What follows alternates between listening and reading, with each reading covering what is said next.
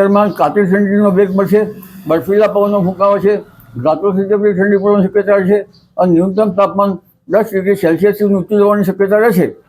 આ ઉપરાંત લગભગ બંગાળ ઉપસાગરના જે લો પ્રેશર બનવાનું છે અને તેના કંઈક ભેજના કારણે આ ઉપરાંત જે વેસ્ટર્ન ડિસ્ટર્બન્સ આવી રહ્યા છે તેના કારણે ઇન્ટરએક્શનના કારણે તારીખ 16 થી 22 ગુજરાતમાં વાદળો આવવાની શક્યતા રહેશે અને કોઈ ભાગમાં છાંટા જેવું થવાની શક્યતા રહેશે.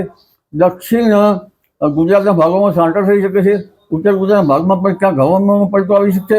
વાદળ તો હમણાં તારીખ 13 તારીખથી જ આવવાની શક્યતા રહેશે કેટલાક ભાગોમાં તો લગભગ ગુજરાતના 13મી ડિસેમ્બરથી, પરંતુ જાન્યુઆરીમાં પણ વધારે ઠંડી રહેવાની શક્યતા રહેશે. એટલે આ માસ છે એ લગભગ ડિસેમ્બરનો અંત અને જાન્યુઆરી શરૂઆતમાં ઠંડા પવનો ફૂંકાશે. જી.